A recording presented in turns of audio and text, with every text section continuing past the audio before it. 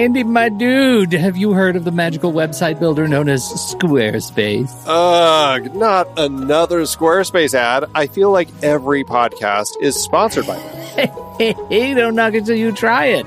Yes, okay, it is overhyped, but actually it lives up to the hype. Squarespace is like a website fairy godmother. With a click of a button, your site transforms into a beautiful masterpiece. A website fairy godmother? That sounds interesting. What makes it so magical?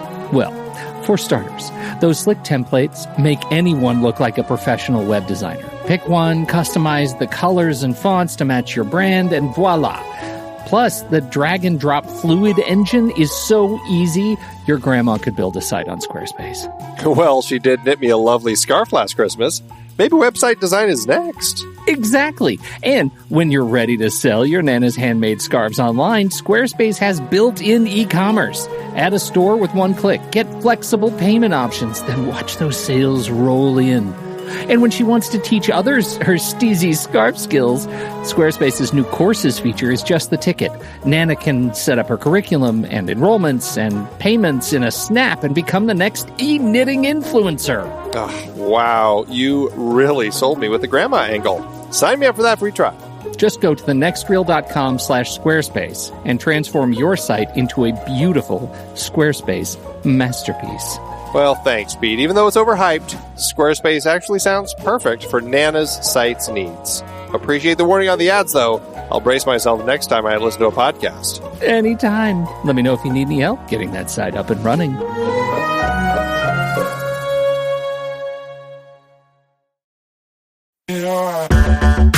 Andy, can you believe we've almost hit 700 episodes of The Next Reel? I know, it's crazy. And with all the other episodes in our family of podcasts, we are well over 1,200 episodes of movie conversation. It's really pretty amazing that we've gotten to have these in-depth movie chats every week for over a decade now. And we couldn't have done it without our loyal community of film fans. Their support over the years has meant so much. For sure. That reminds me, we should give the merch store a shout out. Buying shirts from thenextreel.com/merch is a great way listeners can continue to support the show. Plus, they get to sport our great designs. Absolutely. I think sometimes folks forget we have a variety of shirts, mugs, phone cases, and more available. In fact, a great place to start is with a shirt sporting the Next Reel's logo. We also have that classic Fast Times Spicoli Surf School tee, or the weirdly popular Rusty's European Tour shirt. The one from National Lampoon's European Vacation. Why is that so popular? Search me, but we have sold a ridiculous number of those. I guess there are a lot of Rustys taking trips to Europe? We're always adding new designs based on movies we've covered, like our brand new design for a streetcar named Desire, featuring a streetcar named Desire. So if you want to rep your love of TNR and films, head to thenextreel.com/merch. Every purchase helps us continue to have these weekly in-depth conversations. So visit thenextreel.com/merch today. And as always, thanks for listening and being a part of the Next Reel community. We've got lots more great movie chats coming your way.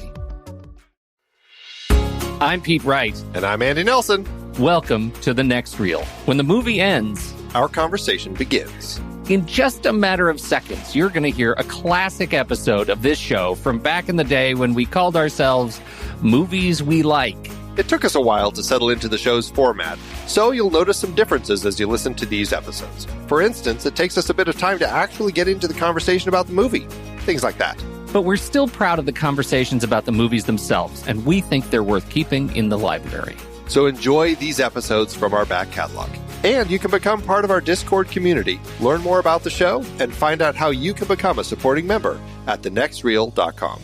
So thank you, everybody, for downloading and listening to The Next Reel. We appreciate your time and attention, and we hope you enjoy the show.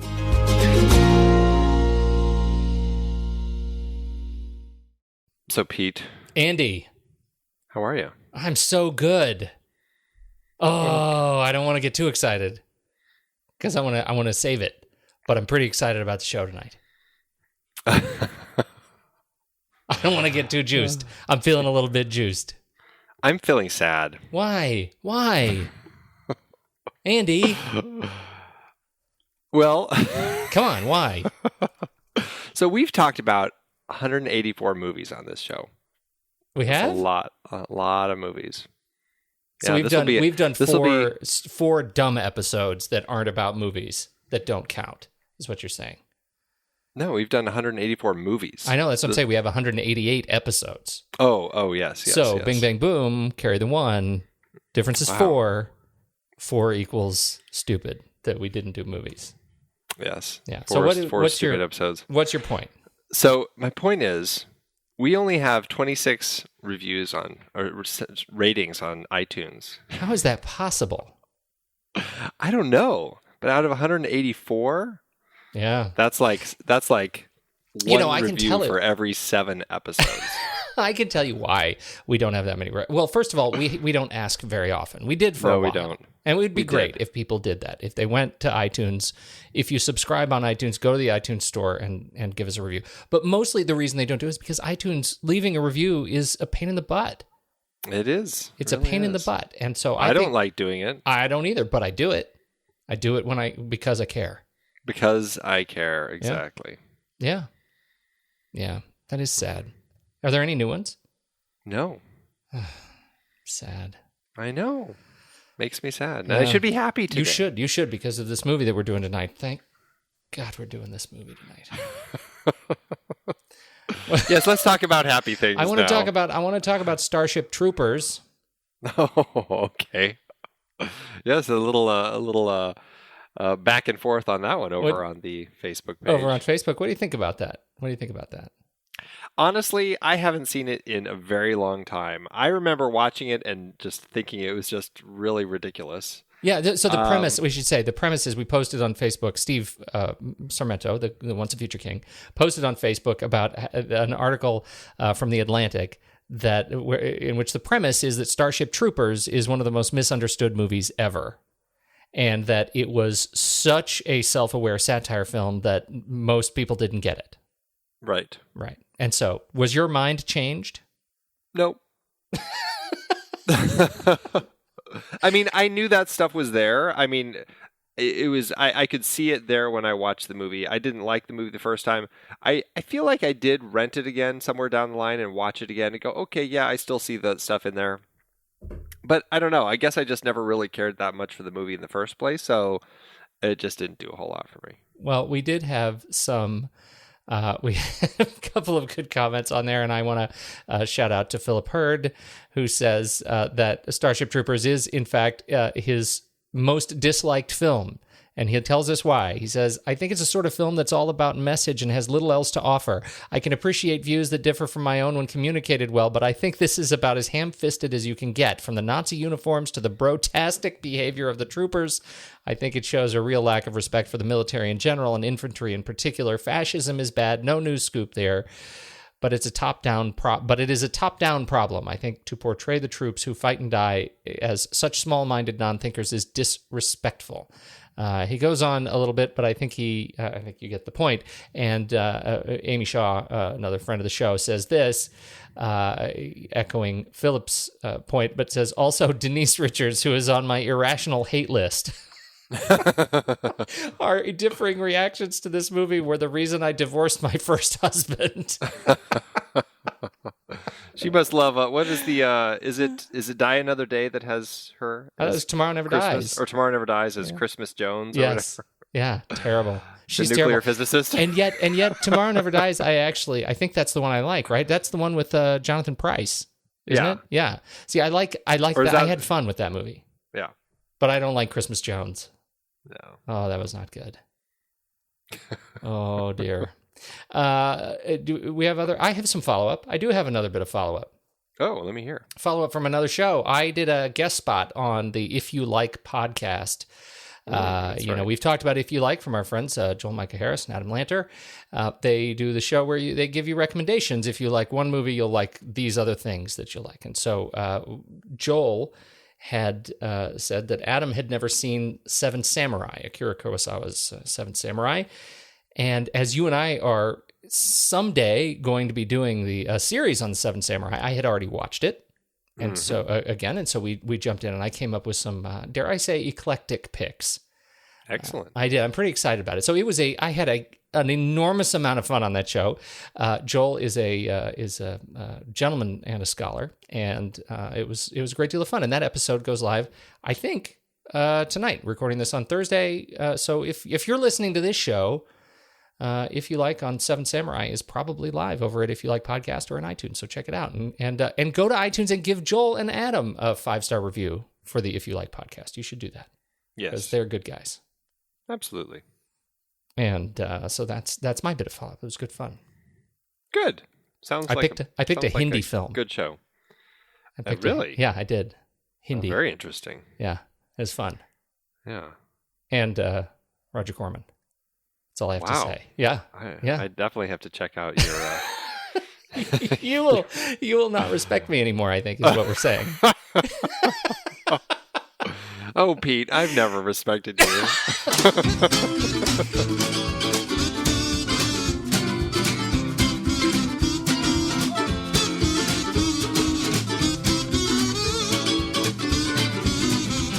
This is The Next Reel, everybody. I'm Pete Wright, and that there is Andy Nelson.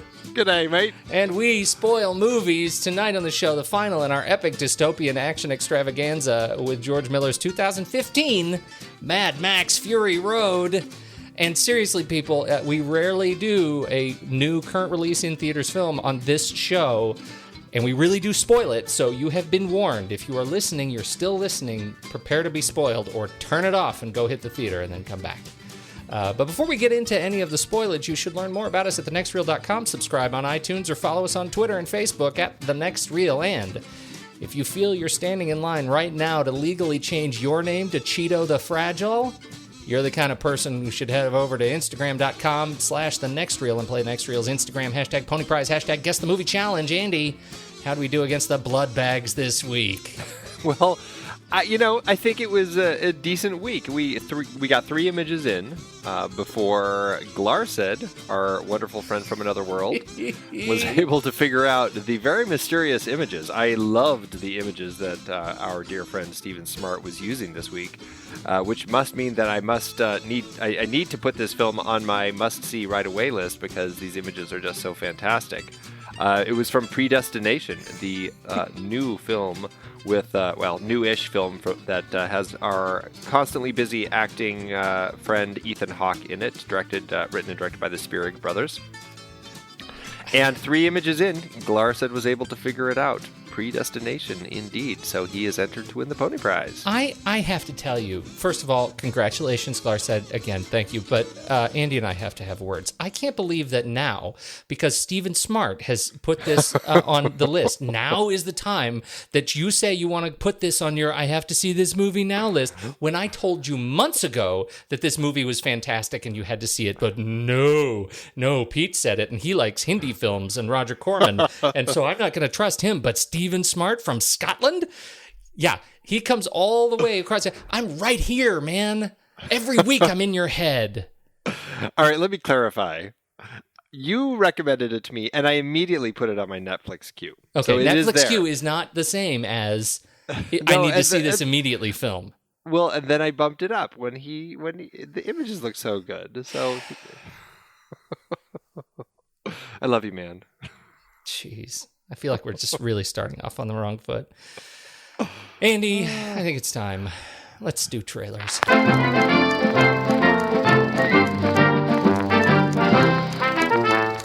want to go first, Pete, because the trailer I'm going to talk about, I think, is going to be the next Fury Road for this summer. Okay, sell it. Sell that. I am talking about none other than the action horror thriller Grizzly Bear monster movie Into the Grizzly Maze. That's right, everybody. David Hackles. Produced by Greenpeace and the World Wildlife Fund. I can't even do it seriously. This looks pretty silly, I will say. Yes, David Hackle. I didn't actually know that grizzlies traveled in mazes. I didn't either. I at first I saw this and I'm like, oh, is that the sequel to The Maze Runner? But But no, this is an action horror thriller, Into the Grizzly Maze, about a giant monster grizzly bear that is stalking these people and trying to get to them. And I would never, honestly, I really don't give this film much thought. But I was just completely shocked and surprised to see that David Hackle, who seems to be more of a production designer type of guy, who's only really directed one other film, and that was Saw 5, he got to star in this strange grizzly monster movie. James Marsden, Piper Perabo, Billy Bob Thornton, Scott Glenn, Thomas Jane, Adam Beach.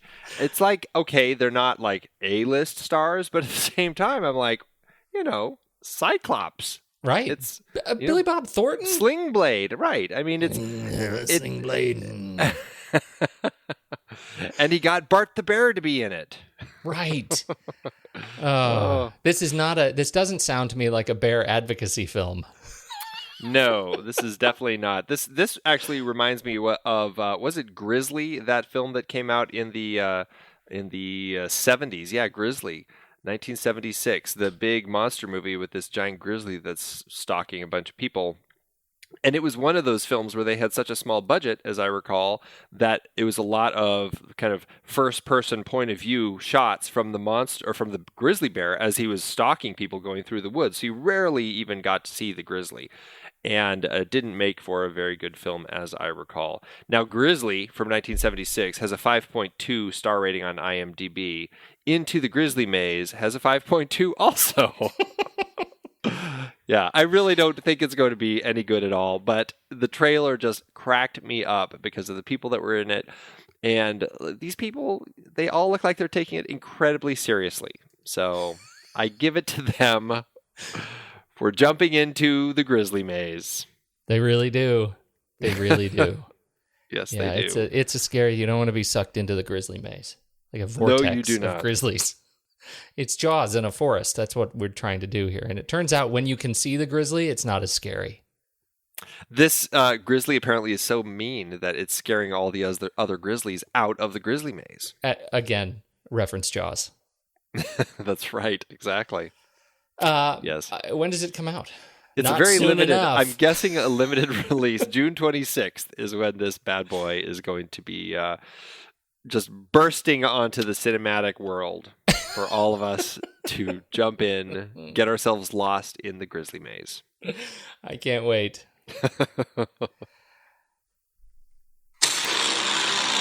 Coming soon to a playground near you. Cooties, you are what they eat. What do you think? I could totally do that. I could totally pull that off, right? That was pretty good. I'm pretty excited for this movie, and I know it's going to be terrible. I know it is. You don't need to tell me it is, because I'm doing cooties, and that's the real tagline. You are what they eat. This film, it is what happens if cooties happen to be a zombie virus, which I think is brilliant. Why haven't they made this movie before? I agree. It's what happens when a fourth grade class breaks out in cooties and all the kids turned into the undead. And it is they are, as the film calls it, a feral swarm of mass savages.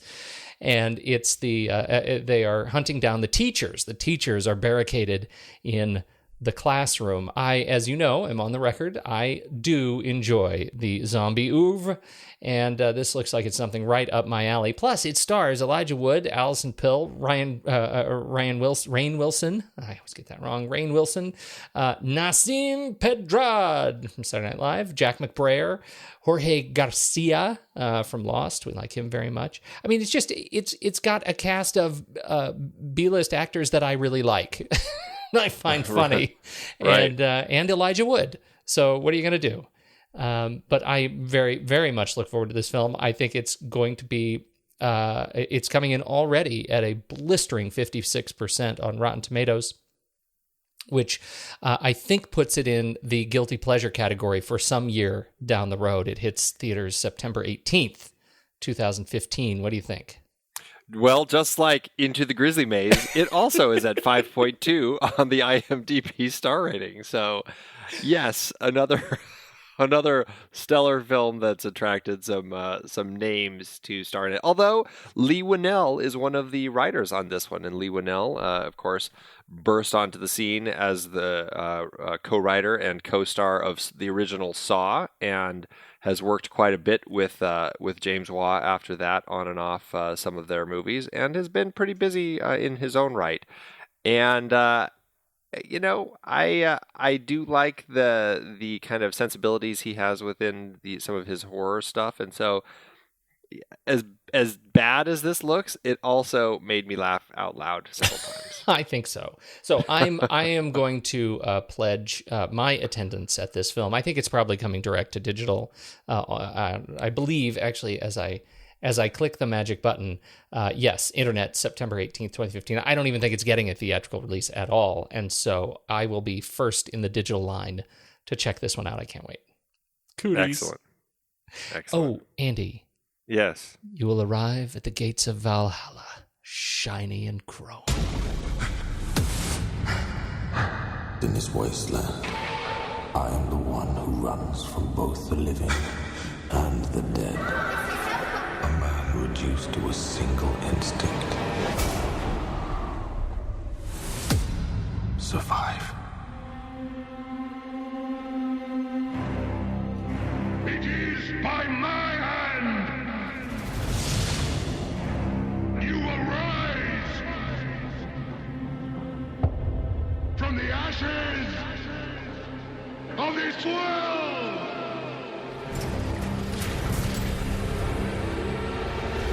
We are not things!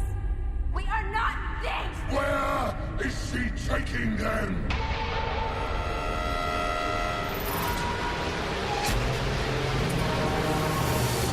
I want them back! They're my property! Oh, what a day! What a lovely day! Want to get through this? Go!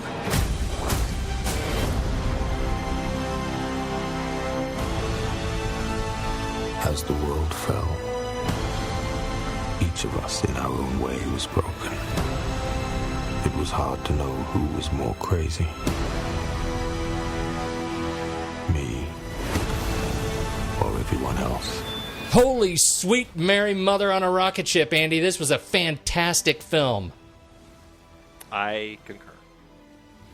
You are still sad No. about that iTunes thing. I am. It's just been dragging me down all week, man. This movie was really good, and it has done exactly what I needed it to do. It erased Beyond Thunderdome from canon. That is a gone thing. It has been disappeared. It has met with an accident, and Fury Road has become the canonical third film that people should watch after Road Warrior. That's my new position. Wow. Yeah, Ouch. it's so good. It is so good. And can I just say, it's even better in D-Box. I hate that. Come on, man. You got to bring that. It's way too early to bring that. That's like a kidney blow is what that is. I don't have D-Box. I bet most people listening to this show don't have D-Box and probably don't even know what it is. I know. What does it do? Go ahead, get it out. Everybody should find a D-Box close to them and go see Fury Road there. D-Box is like watching a movie in a roller coaster seat. It's really what it's like. It's a chair that vibrates and moves and shakes and all of the above as you're watching the movie. And it's just fantastic. So every time somebody shoots a gun, you feel like a jolt. Or when you're in a car, the whole thing is like shaking and vibrating and you're like riding along with it. When the camera is doing a nice helicopter move across the desert, the whole chair is kind of gently moving to the left or to the right with you, and it's a treat. What happens on cuts? This is what I was thinking, because I watched a whole bunch of YouTube videos about how they make these things. It looks like they take them really seriously, and they actually go through and program scene by scene the movements of the chair. It looks really pretty cool. Yeah. What is it like when it cuts from a smooth helicopter thing to now you're in the car or getting shot thing? Like it can. I imagine that's pretty jarring. No, I mean it's not like so incredibly different from one type of shaking, like a helicopter shaking or a nice smooth track to all of a sudden the shaking. I mean it's like, all of a sudden it's just it's shaking it a little bit. I mean it's not it's not horribly jolting when all of a sudden it changes what it's doing. Okay. All right. Well, I did not see it in D-Box, and I think you and the good Steve Sarmento are the only two people I know who've ever experienced it. So mean. So let's talk about the movie. It's really great. I think that this is except for one thing. There's one thing that I still am debating about how much it really bugs me. All right, well, let's see. Let's see. All right. But I think it is the perfect example of what George Miller has been building to with all of the Mad Max films so far. I think that he has found a really interesting story to tell with the story of Imperator Furiosa trying to rescue these women from the clutches of, or these wives, I should say, from the clutches of Immortan Joe. I love the story. I think it's a really interesting one. Even in its simplicity, I think it's a really interesting look at kind of the futuristic, this dystopian society that has been created.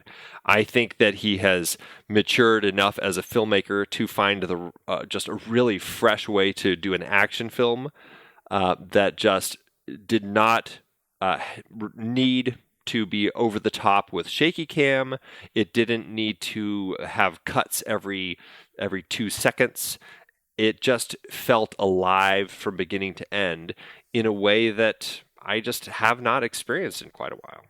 Yeah, I think that's it. The first thing that jumped out to me was, much more the visual expression of the film, and I think that the color palette in particular was fascinating. The way he blends the warm tones and the cool tones in a movie that is ultimately hot, I think was just wonderful. It was just so refreshing. Everything on screen was just a treat to my brain. The way he captures the landscape of the void and barren desert, and yet can introduce the most complicated machinery into this and create this dramatically huge set piece out of vapor, I thought was really expert. And I think you hit it. This was George Miller's sort of maturing into the narrative in a way that was just perfect. And you brought up something last week. We were talking about, I don't know if it was last. Yeah, it was last week. We were talking about George Miller and wondering about his kids, right? When he had kids, right? Well, as it happens, he has answered that question. And in an interview with uprocks.com, he says this. Speaking of these films, they live like imaginary friends in your head. The truth of it is, it's very simple, and it just occurred to me 2 months ago that this was the reason. When I made the first Mad Max, I didn't have kids. And then when kids came along, all I ever saw in the cinema were family movies, so my mind is alert to those. When I read the book Babe, the Sheep Pig, I was reading books to my kids, and I was like, oh, this will make a really interesting film if we can make the pig talk. And then my kids grew up, and now I don't watch family movies anymore. I'm watching more adult movies. I have teenagers now, just beyond teenage sons. It really is that simple. It's exactly what we said. It's like we knew it. We were reading his mind. We were reading his mind. And I think I think this is what you get when you get somebody who's been sort of stewing on the message of this film and for so long in the right way. It is so anti-Lucas. Yeah. Oh, my goodness. Anti-Lucas, anti-Michael Bay, just so many types of filmmakers, action filmmakers who have been dominating the box office for so long. Yeah. And I mean, not to say that type of filmmaking is a bad thing. I just think that this is a type of filmmaking that is very fresh and really gives a shot in the arm to action films. Well, let's talk about stunts then first, because this film, as you say, was incredibly refreshing on that front. This is why God made stunt people. This film was a glorious tribute to people who put their lives at risk to create motion pictures. I was really moved by it. What stands out for you? What doesn't stand out? I mean, right from the start, we've got Max in a quick car chase where his car rolls, which is a great roll in the desert, and then leading that into a tunnel chase where he is getting prepped to be a blood bank, basically, for these war boys that Immortan Joe has been grooming to fight for him. His cultists, really. Yeah, right. And the blood bank, essentially, as these war boys get low on energy, they basically can tap into somebody else and get basically a blood. It's like I'm imagining it's a radiation poisoning, right? It's essentially a transfusion. Well, it's right. It's like a transfusion. Well, and because I don't know if they're not getting enough food. I mean, there's clearly all having issues from the radiation. Like Nux has the two little friends on his shoulder. Mm-hmm. And a lot of the others, in fact, I think pretty much all of them, have some form of growths that appear on them. And so as they're getting worn down, they get a blood transfusion from one of these quote-unquote blood banks to help revitalize them. And so Max has become one of those. And you get that great chase as he's trying to escape that, and he's running through the tunnels, and then it just keeps going from there. Then Furiosa is on the run, and then Max is out on the road. It just keeps going. And as people have heard undoubtedly in the countless reviews and people just talking constantly about this film, it really is a big car chase from one end to the other, and it's just wonderful to witness. They put those guys on those swinging, springing sticks. Those were not CG. They put people there. Yeah, which is fantastic. I guess they actually got Cirque du Soleil performers. They got Olympic athletes. There were over 150 different stunt performers working on this. Guy Norris, God love him, the stunt coordinator on this. He was the second unit director and the supervising stunt coordinator.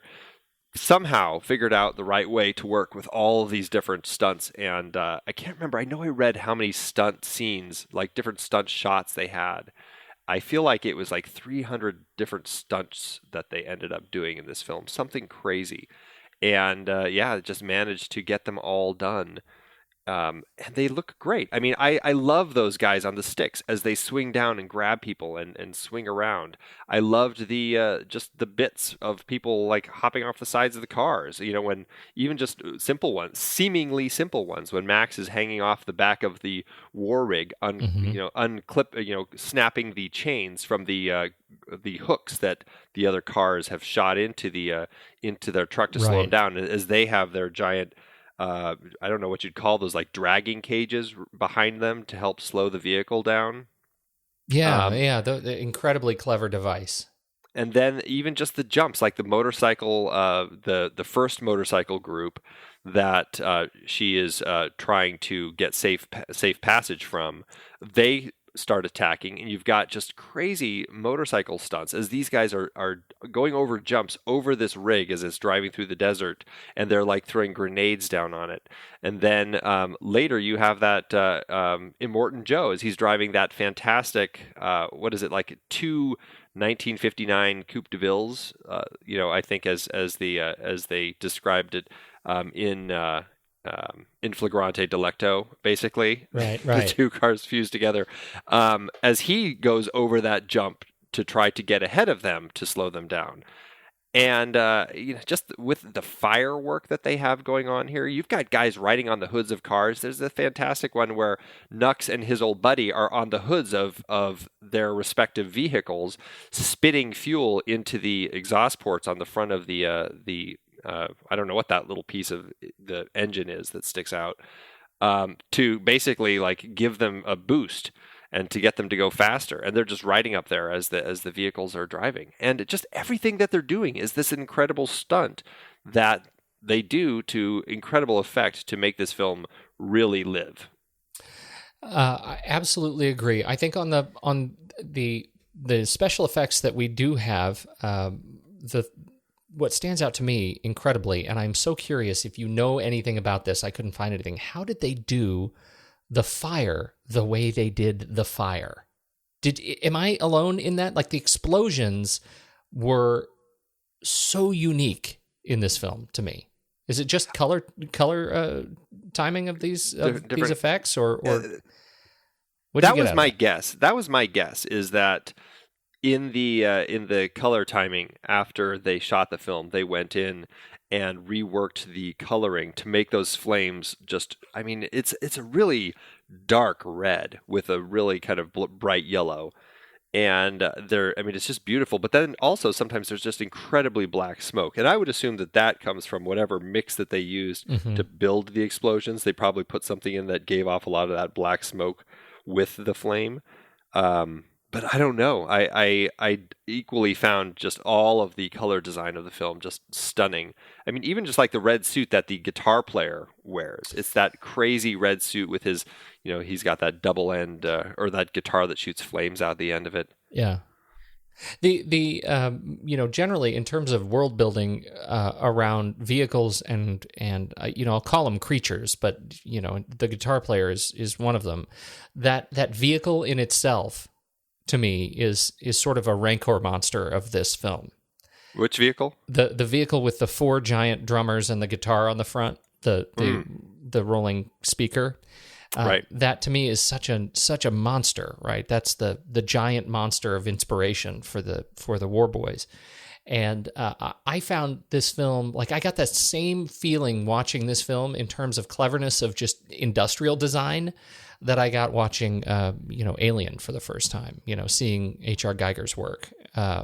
It was something that I understood, but was so novel that it changed the way I looked at design. It's, they call that the Doofmobile. I prefer the way I characterize it. My understanding is it's as in doof. Yeah. Which I think is just a fantastic. I agree with you. It's a fantastic vehicle, and the concept behind it, how the armies need their drummer boy, and you look back in time, and armies would have the little drummer boy to keep beat, and right. When you have your army is all these vehicles, you have to have a drummer boy that's incredibly loud. So I think the creation of this, I thought was just brilliant, and I agree with you. The world building.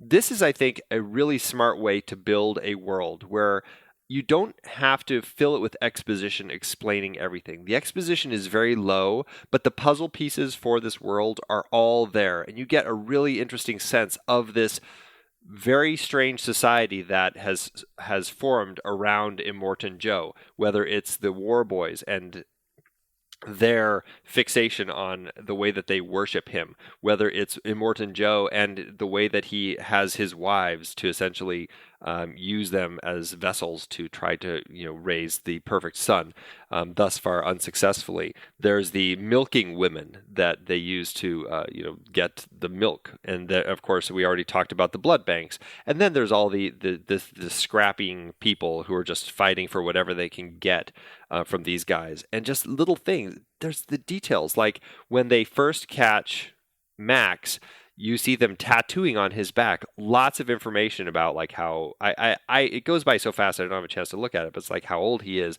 what his blood type is, all that information. And then you go down below as they're cutting all of his hair, you see this little just waif of a child like grabbing all of his hair and collecting it as if it's he can use it for something. I have no idea why that's there, but it's a detail that is such a fascinating one in everything going on in this world that feels really like these people have taken what they could find of the scraps of what's survived after whatever apocalyptic event happened and finding a way to rebuild it with the best of what was out there so that they could fight, basically. Yeah, I think so. And their expression takes form in kind of unique ways. I think the when you look at the vehicles again, the way the vehicles are constructed becomes sort of an expression of, in some cases I think rather obvious sexuality, and in some cases just power and dominance. or I guess, again, sexuality through power and dominance. But it is such an interesting contrast when you look at the evolution, or I say construct, when you look at the evolution from the first film, where now we get to see, humanity fallen into, or not even fallen, but now we're evolving into, this could be what comes next on this potential horizon. And, it ain't that great. So, for me, that gets back to this idea of cultural conflict. When you have these people who are trying to build a civilization, and these people, they continue to be, stepped on, pushed on, wiped out. The ladies at the green place, supposedly this Eden, that they're all trying. The five mothers in Furiosa are trying to make it to the green place, and they get there and realize it's been wiped out as well, and it's just a few women left, kind of holding their land. It is horrifying and terrible, and yet it is portrayed with such incredible beauty. I think for me, the strongest single shot in the film is the shot of Furiosa screaming as she falls down to her knees at what used to be the green place, kind of at sunset, sort of the blue hour, and she hits her knees, and the sand is blowing just gently across the dune, and she screams up to the sky, her eyes closed. That was an incredibly moving sequence of the film for me. Yeah, I agree. It's a very touching point in the film anyway, that leads us into the third act, when we kind of have hit that point where there's that separation between Furiosa and Max, and the two different, her team goes off to try to cross the wasteland. There's one I want to. Well, you finish yours. I think I interrupted you. Finish your thing. Oh no, I was just going to say it's just a very powerful point in the story when we've really kind of it's a nice breathing moment, really, because they finally have kind of gotten away from, at least for a time, from Immortan Joe and from the bullet farmer who they just escaped in the kind of I can't remember the water area, whatever that place was, where all the crows are and the trees. It's a very powerful moment when you see Furiosa finally reunited with the remaining people from her clan. Right. Was it Vulvalinis? Yeah, right. Vulvalinis, yeah. Which was another brilliant little touch. It's like all these older women who are out there as survivors riding around on motorbikes. Yes. Yeah. And, that gets to one of the things I wanted to just hear your thoughts on, which was this idea of, I don't even know how to, I don't even want to give it too much airtime, but it's this whole piece on why you should not go see Mad Max Feminist Road. Are you up to speed on that? Oh, yes. I was going to talk about it. Well, go ahead and talk about it. I was only going to just talk about how ridiculous it is. I can't believe that I didn't even know that these, what do you call them? Meninist groups are out there, that like these men's rights movements that feel that this film has been hijacked by feminists, and they turned it into feminist propaganda, cleverly disguised as an action flick. And there were, I don't know who it is, the person on this website was trying to get men to not see it. This guy refuses to see it because he says it's offensive to men. This is just from the blog post. He says, this is the vehicle by which they are guaranteed to force a lecture of feminism down your throat. This is the Trojan horse feminists and Hollywood leftists will use to vainly insist on the trope women are equal to men in all things, including physique, strength, and logic. And this is the subterfuge they will use to blur the lines between masculinity and femininity, further ruining women for men and men for women. Wow. It's ridiculous. Yeah. And he goes on, and the article that I read it was a very funny one in the Chicago Tribune. as this person's like, well, should I do it? I'm going to, I think he says, I have two problems with this guy telling me that I can't, not to be lured in by the fire, tornadoes, and explosions. I have two problems. One, I really like fire, tornadoes, and explosions. And two, I can't imagine anything less manly than letting some other dude tell me what movie I can or can't see, which I thought was brilliant. And then he goes on to talk about the scene where Furiosa, when Mad Max tries shooting I think it's the bullet farmer's vehicle, and he keeps missing, and then Furiosa takes his gun and shoots the vehicle, blowing it up. And the guy, this writer, who is the writer? Rex Hupke, said, "The moment was so heavy on the feminism, I was worried my penis might fall off. I was able to keep it on by thinking about America's lack of paid maternity leave." He had a great sense of humor about this whole ridiculous notion, so it's a fun article to read. It is a fun article to read, and we'll put that in the show notes. That one is worth checking out. The other is not. The problem that I have with it is that first of all, he built all of his assertions off of a trailer and a film he hasn't seen, and that I can imagine can't imagine. Certainly much less intelligent way to build an argument. But I also I am just of a mind that this film, which I believe actually has an incredibly well-balanced set of gender roles in it, and I just love the fact that the saviors in this case were a pair of incredibly strong people. This was essentially, this was man and woman rescuing civilization, right? The cradle of civilization in the form of these women who were the mothers, the birthing mothers of this of our soon-to-be future tribe, delivering them unto Eden. I mean, if this wasn't an allegory for Adam and Eve, I don't know what is.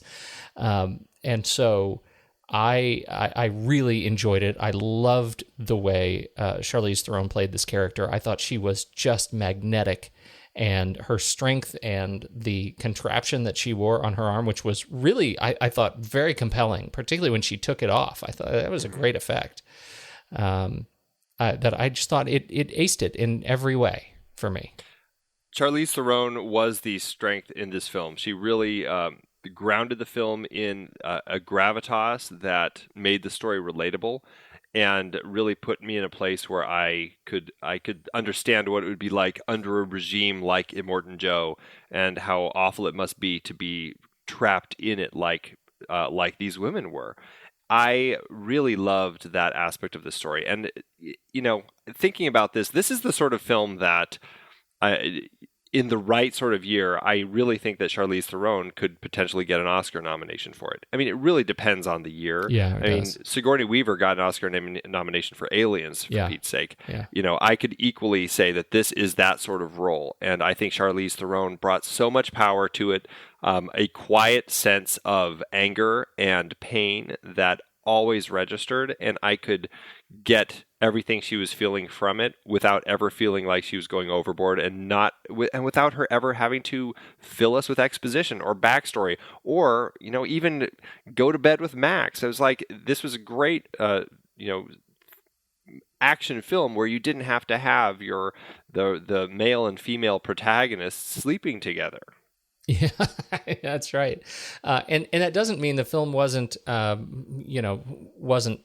sexy. It was just very sexy in a different way. Yeah. And I thought that was really, really wonderful. I think you're right. I think this could be that film for her, and wouldn't it be an interesting way for this film to play out? The thing I want to reflect on a little bit more, though, is what her strength in this film did to the role of Max, who, after a really sort of blisteringly painful introduction to the film, he sort of resolves into the role of a tool to, as the partner to help deliver these people to their destination. But I don't know. Maybe we should go ahead.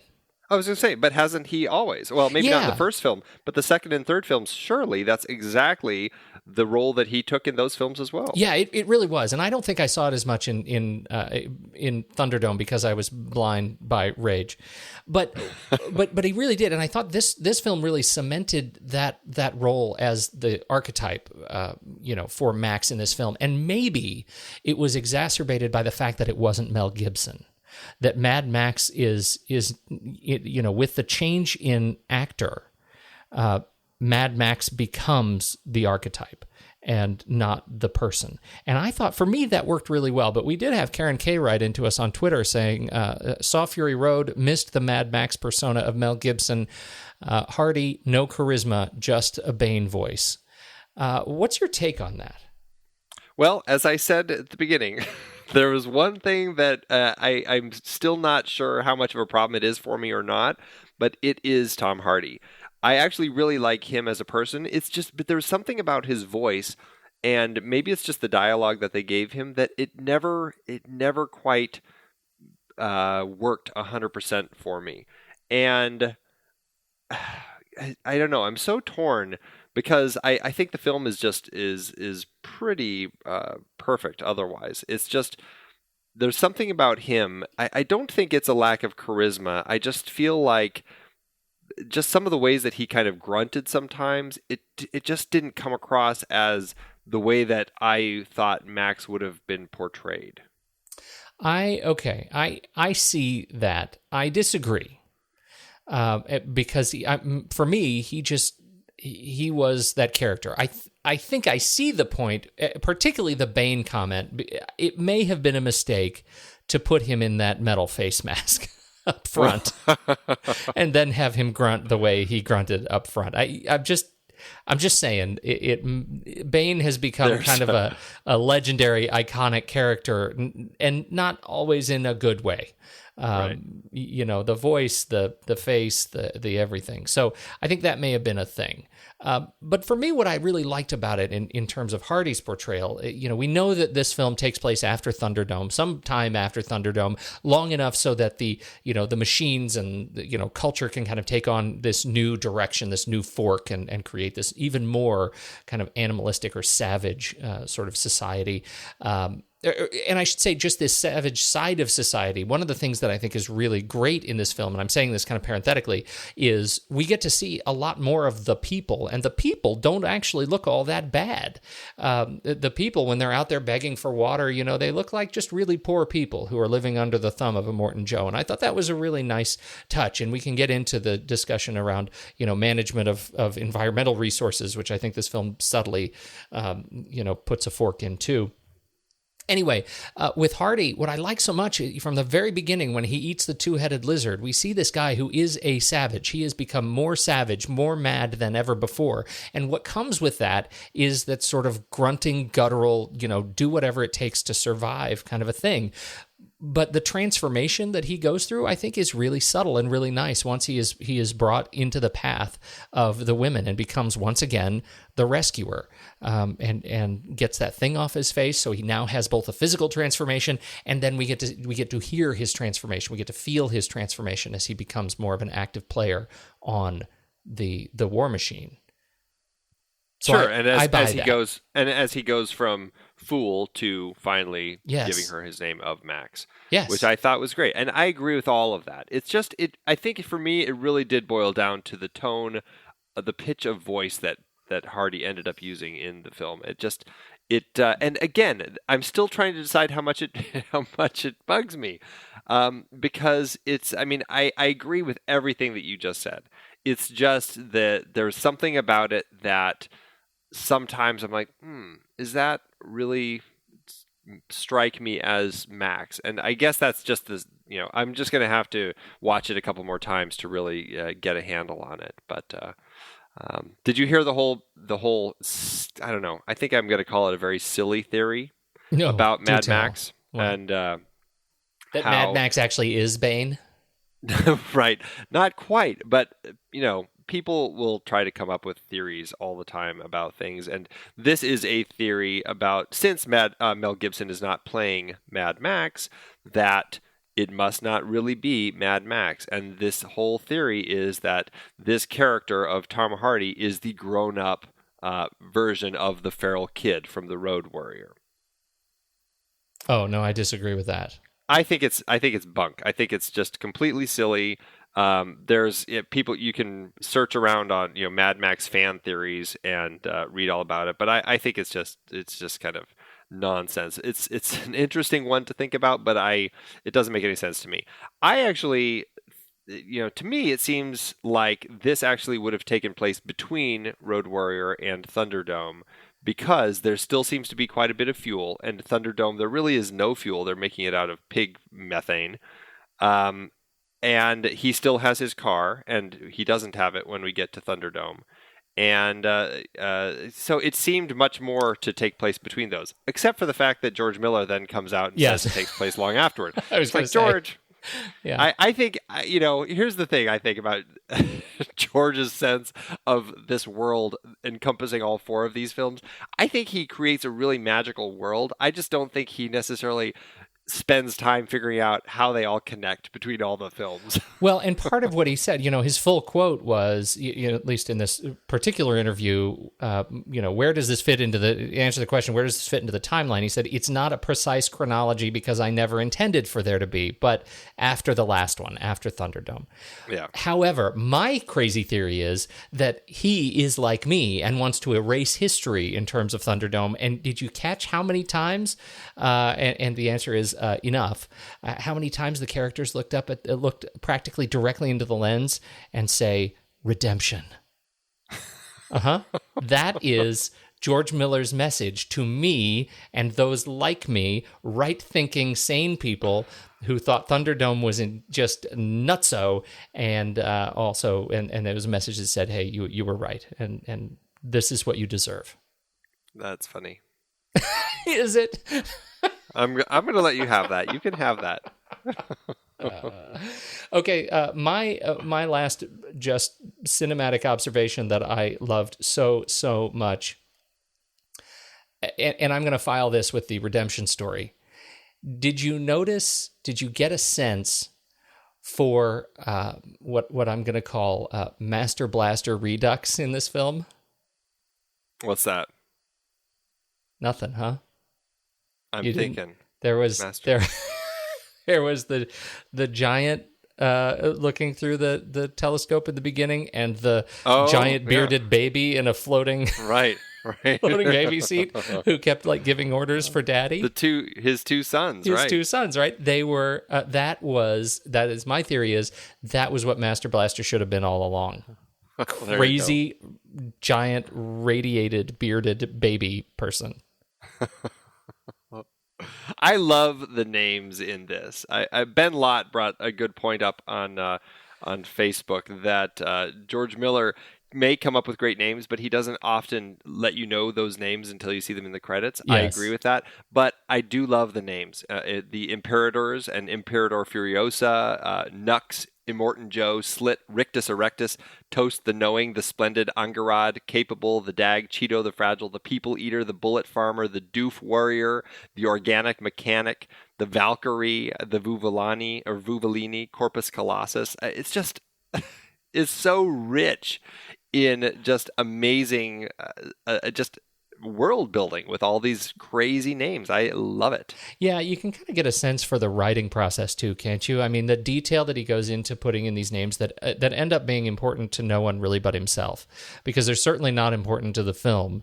If they're not important enough to share in the context of the script, but they were clearly important enough to write for him, I certainly I resemble that remark. I can understand the need for that level of detail in the names. It's perfect. Did you have any that stood out as one of your favorites of all the crazy people that we encountered? Yeah, Cheeto the Fragile. You liked her? I liked her. I sure did. Was she the one who ended up kind of falling for Nux? I think so. She was kind of the soft one, but I get them confused, and I haven't seen it again as you have, so I just saw it the once. I get confused. I think one of my favorites is the Bullet Farmer, and I love how he... Oh, with the feet. Well, no, that's the People Eater. Oh, That's what? the people eater. Yeah, he's got the giant. Okay, right. The bullet farmer is the one who joins up with them, and then he's the one who's chasing them in that car tank. Yes. Yeah. And it looks like he pulls one of his teeth out. That he's got a bullet in his tooth, where his tooth is. He pulls it out to shoot at him.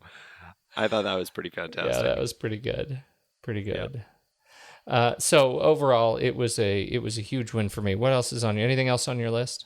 John Seale did the cinematography. Oh, he came out of retirement for this. He did. He came out of retirement. Last film that he did probably was not what he wanted to retire on, but probably a good reason to just say, I'm done with this business was The Tourist 5 years ago.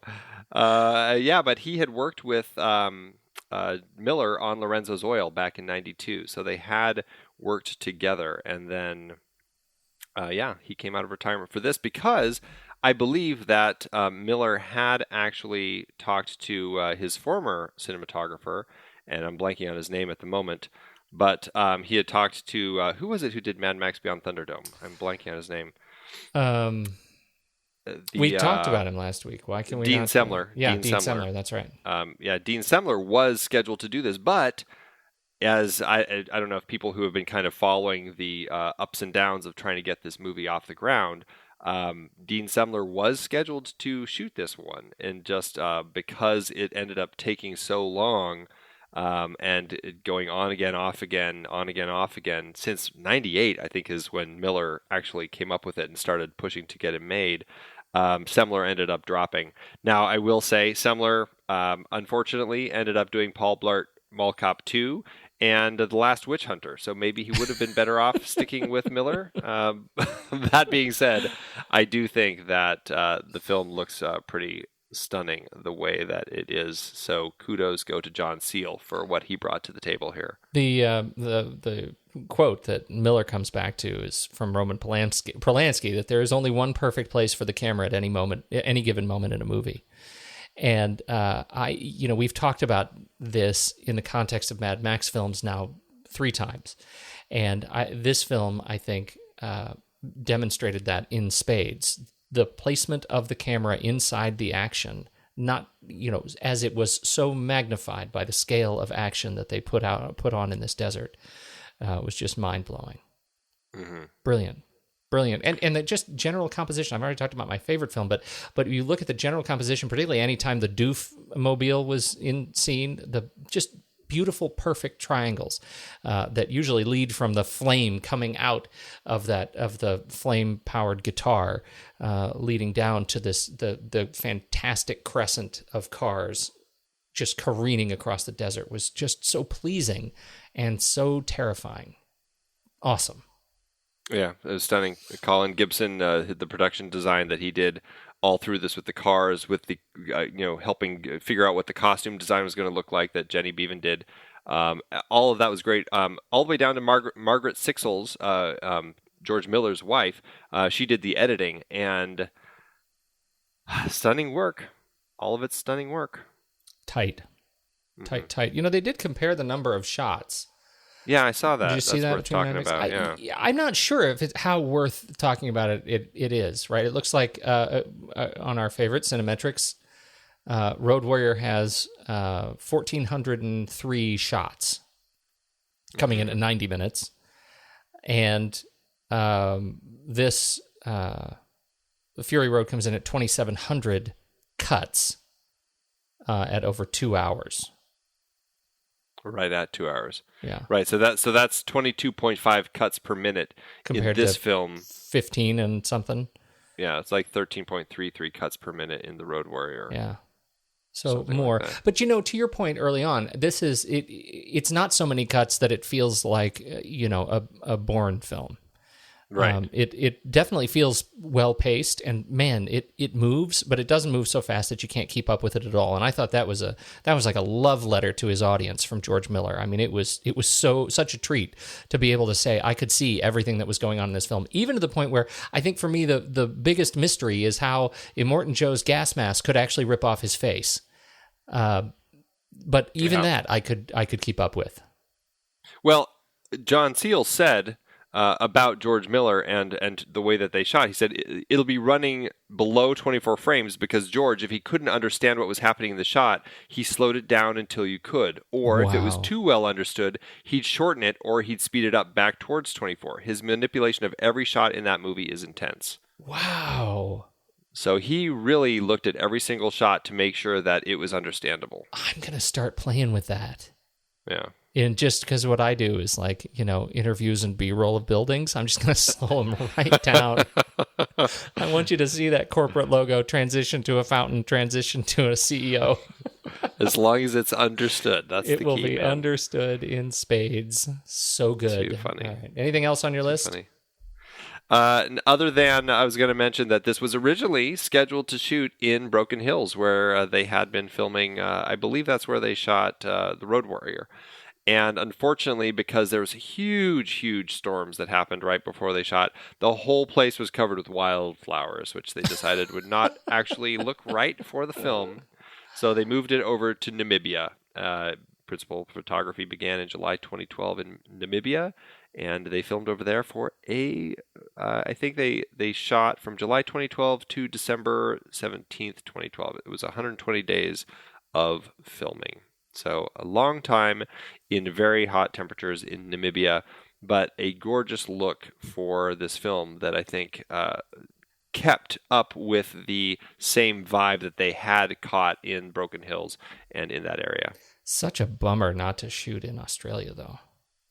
It was, and I know that was something that Miller had been pushing for quite a long time. I mean, geez, he was set to start shooting this back in 2001 before 9/11 happened.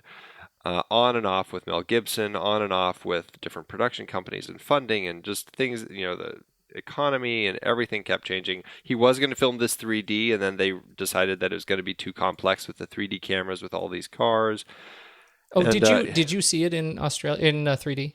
In Australia? Yeah, no, in 3D. In Australia. But I did see it in 3D, and the 3D, I thought it wasn't shot in 3D, but I thought they did a nice job with it. Yeah. And they only pulled one real 3D trick, which I thought was kind of fun at the end when everything's kind of blowing up and the guitar from the Doofmobile comes flying right at you. That's the only thing that really comes out of the screen and feels like it's going to hit you in the face, followed by the steering wheel. And I thought that was those were nice touches. Yeah, it wasn't gratuitous. No, it wasn't. But I did enjoy the 3D. I didn't find it offensive at all. All right. So how's it doing? It's doing well. It's it's hard to give the numbers. This is one we'll have to be evaluating for a little while. This film, it cost $150 million to make. So I mean, he went from the first one I think was $200,000 to this one $150 million. So quite a change in budget. This one had $60 million prints and advertising budget, so all told, $210 million to get this film out into the world. So far, in 1 week, it's grossed almost $60 million domestically and almost $78 million internationally. So while, if you just look at the numbers strictly for what it is, it hasn't broken even yet, it is on track to doing so. It actually did really well for itself this first weekend and this first week. People were quite impressed with actually all the movies that were playing this weekend. There was a lot of money made at the cinema. It was a big weekend, and it looks like the only thing that's beat it so far is Pitch Perfect 2. But go ahead. I was going to say people attribute that to the fact that is a sequel to a much more recent film. Yeah. Mad Max, I mean, the last one of those was 30 years ago. And Pitch Perfect 2 is PG-13. Yep.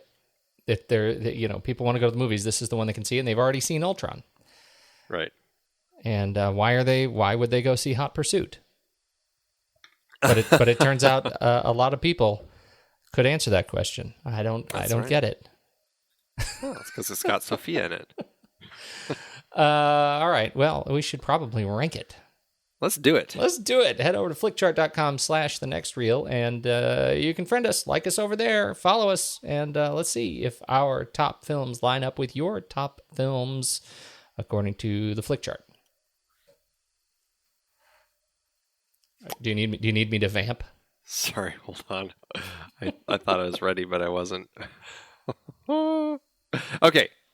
Ready? I'm ready. All right, Mad Max Fury Road or The Road Warrior? Oh, Mad Max Fury Road. I love that we're starting with the competition within the series. I know. And I completely agree. I know. Mad Max Fury Road or Sleepless in Seattle. Well, I know what I'm going to say. I'm saying Fury Road. Me too. Mad Max Fury Road or Fight Club. This is going to surprise you. I'm saying Fury Road, and I know you are too. I am too. I don't think I've picked anything over Fight Club in years. I love the Fight Club. You have, because we got a new number 5 a few weeks ago. Well, I know, but I don't think it was ranked against Fight Club. Well, but it passed it. I know. I'm just saying, when it comes up against Fight Club, I pick Fight Club. This is a banner day. This was a banner day, yes. Mad Max Fury Road or Brazil. Oh, I'm going Fury Road. Maybe it's because it's so fresh in my mind, but I'm going to say Fury Road also. Oh my. Mad Max Fury Road or Requiem for a Dream. I'm saying Mad Max. Me too. Wow. Mad Max Fury Road, Pete, or 7. 7. Believe it or not, I'm conflicted on this one. Me too. But I think that's where it's going. That's where it stops. That's where all this madness stops. Is at 7. all this Mad Maxness. It must stop. Yeah, something has happened. Oh yeah, I don't know. 7, I think, is Fincher at the top of his form, and Mad Max Fury Road is George Miller at the top of his form. I don't disagree. I do not disagree. Just saying. Yeah, I'm going with 7. I'm a little disappointed about that. Mad Max Fury Road or Touch of Evil. This one I am super curious how you're going to hit. I want to say Mad Max. I'm wondering if I'm an idiot, but well, let's just think back. Let's just be sober about this. What did we say about Touch of Evil? Oh, it's a brilliant piece of cinema. We just have to remember. Yeah, what is it that stands? What are the iconic sequences in Touch of Evil? The Orson Wellesiness of it. The when he kills what's his name in the room is terrifying. He is an incredibly complicated character. It's wonderful cinematography. It's a pretty easy film to watch. Mm-hmm. Mm-hmm. Mm-hmm. I don't remember seeing any giant orange fireballs in it. No, the story.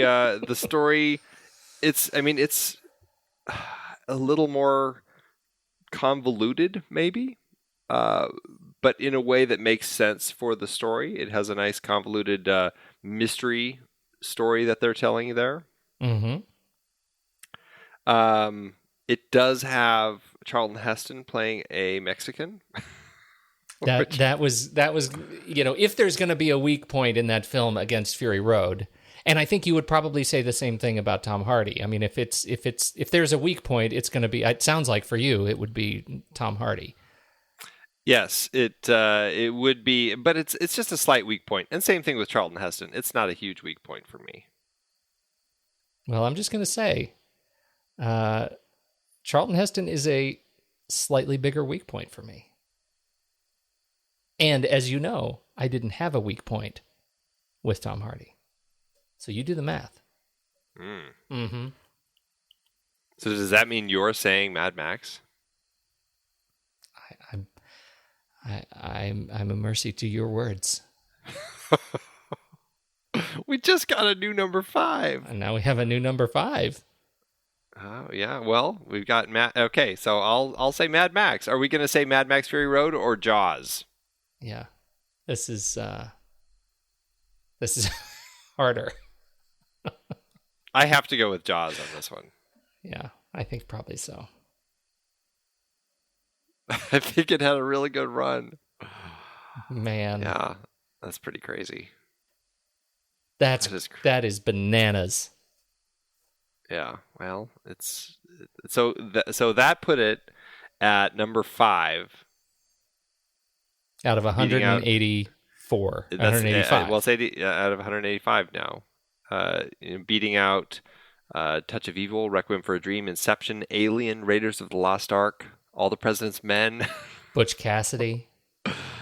Yeah, we really like this film. We did. I still feel really good about our top 20, though. And when you look at... I'm a little bummed that All the President's Men got bumped out of the top 10. And I'm surprised that Brazil is falling, is moving into vulnerable territory. But that it rounds out our top 20, number 20 with Aliens, it still feels pretty good. Yeah, it's a strong top 20. What did we just bump out of the top 20? That's a good question. The Matrix. The Matrix and the Fisher King so far this year have fallen out of the top 20. Wow. Yeah. So there you go. Interesting. Wow. Well, yeah, it's a good film. I am unduly impressed with what Miller brought to the table with it, and absolutely look forward to seeing it. I'm hoping to catch it in the theater again before it leaves, because it's just so much fun to see in the theater. I'd like to take my wife this time, actually, because I do want to get her opinion on the this whole feminist viewpoint of the film and see what she has to say of just what this film is about, because I think it's about a lot more than just explosions in the desert and car chases. I think it's just a really interesting look at this dystopian world, and I love what Miller did with it. Oh, and we didn't even mention that he brought on the Vagina Monologues playwright to come and be a consultant on some of this, which I thought was very interesting. That is interesting. Yeah. Wow. All right. Well, I agree with you, and I don't think I can get my wife to sit through it in the theater. She'll need to see this on the little screen. I don't think she'll sit through it on the big one. But I, too, am interested in that. So report back. Let me know what she says. I will. Right. And the good thing to hear is that George Miller's already said there's going to be another one. I have to imagine he has said that. That is so good. And when he started kind of comparing Mad Max to James Bond, I felt good. I didn't feel, sullied. Yeah. That's a good thing. Yeah, absolutely. All right, my friend, where do we go from here?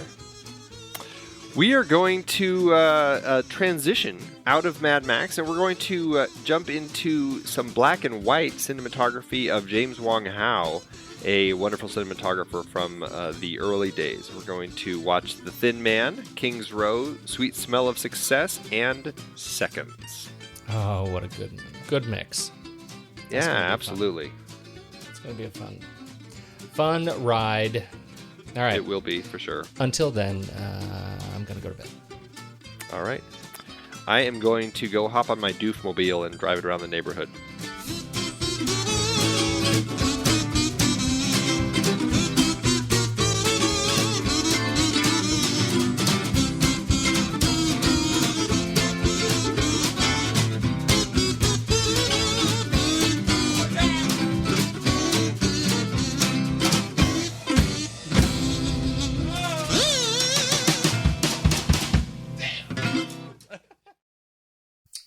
Stacy Plotkin writes into Amazon with this review.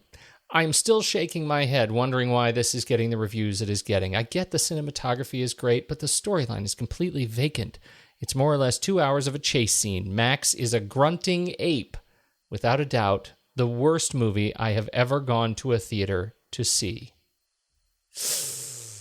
Ouch. Stacy does not agree with our assessment at number 5. Well, neither does Jeff Kelleher, who also gives it 1 star. Says, who cares about these people? Paraphrasing Lincoln, for those who like this kind of movie, this is the kind of movie they will like. Wasn't that part of the Gettysburg Address?